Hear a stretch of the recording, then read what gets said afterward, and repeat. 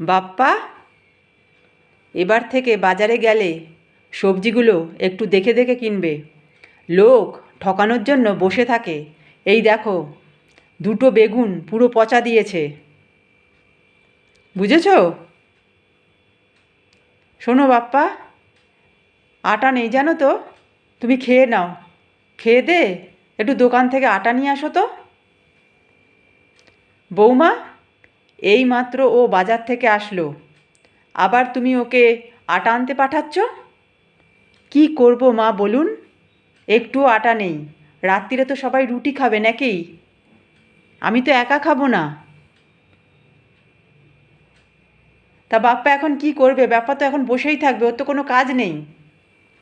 দেখো বৌমা, সবসময় ওকে কাজ নেই বলে খোঁটা দেবে না। আমার ছেলেটা এত লেখাপড়া শিখেও একটা চাকরি বাকরি পাচ্ছে না।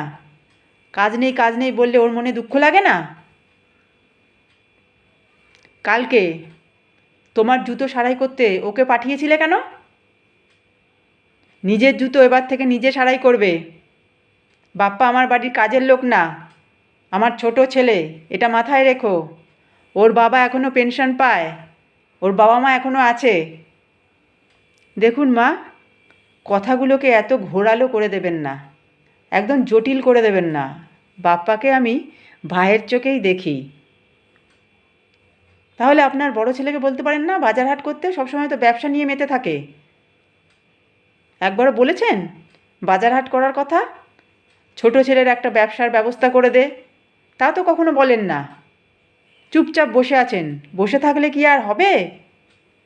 আমি বলেছি ছোট ভাইয়ের একটা ব্যবসার ব্যবস্থা করে দাও, টাকা পয়সা লাগলে কিছু সাহায্য করো। যদি বাপ্পাকে আমি ভালোই না বাসি, ভাইয়ের চোখে নাই দেখি, তাহলে এই কথাগুলো বলি? শুধু শুধু উল্টোপাল্টা কথা বলে বৌদি দেওরের মধ্যে সম্পর্কটা কেন খারাপ করে দিচ্ছেন?